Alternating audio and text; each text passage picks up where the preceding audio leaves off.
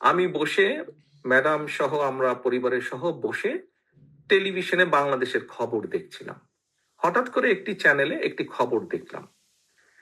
খবর দেখলাম যমুনা টিভিতে, যে যমুনা টিভি ঢাকা দক্ষিণের ৩৯ নম্বর ওয়ার্ডের একটি খবর দেখাচ্ছে যে সেখানে বাসিন্দারা আটকে গেছে বহুদিন যাবৎ পানিতে আটকে গেছে, চলাচল করতে পারে না, পানি বন্ধ হয়ে গেছে, অনেকে ঘরে ঢুকতে পারে না, বিভিন্ন সমস্যা। জায়গায় যদি পানি জমে যায় বেশ একটা জায়গায়, এলাকার মানুষের। তো দক্ষিণে যেহেতু আমাদের ইশরাক মেয়র প্রার্থী ছিল, তখন বাংলাদেশ সময় প্রায় রাত 3:30টার মতন বাজে। আমি তার মধ্যে ইশরাককে ফোন দিলাম, কারণ সকালবেলা যদি আমি আবার ভুলে যাই, ইশরাককে আমি ফোন দিলাম। আমি বললাম যে ইশরাক, এরকম একটা নিউজ দেখলাম, তো তুমি কালকে একটু যাও, যে বিষয়টা দেখে দেখো কি করা যায়, সমস্যার সমাধান করা যায়। ইশরাক পরের দিন গিয়েছে।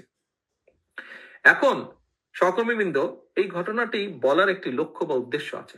দেখুন, এই মুহূর্তে আমরা জানি যে ঢাকা শহরে বা যেখানেই হোক, যদি প্রকৃত জনপ্রতিনিধি থাকতো, প্রকৃত ওয়ার্ড কমিশনার থাকতো, প্রকৃত মেয়র থাকতো, যারা আসলেই জনগণের ভোটে নির্বাচিত, তাহলে আমাকে কিন্তু ফোন করার দরকার হতো না।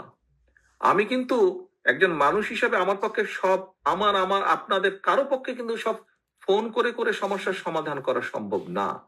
এটিকে আমাদের একটি সিস্টেমে আনতে হবে। এই সমস্যা, জনগণের এই সমস্যার সমাধানকে একটি সিস্টেমের মধ্যে আনতে হবে।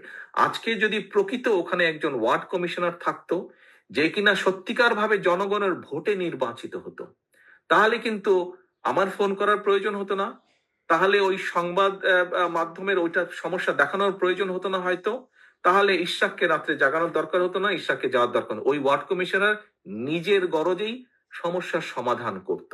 সেটি ওয়াসার হোক, সেটি সিটি কর্পোরেশনের সমস্যা, সে দৌড়াদৌড়ি করে নিজেই সেই সমস্যার সমাধান করত। প্রিয় সহকর্মীবৃন্দ, আমরা যতই সংস্কারের কথা বলি, আমরা যাই বলি না কেন, সমস্যার সমাধান করতে হবে তাদেরকে দিয়ে যাদের জবাবদিহিতা থাকবে জনগণের কাছে।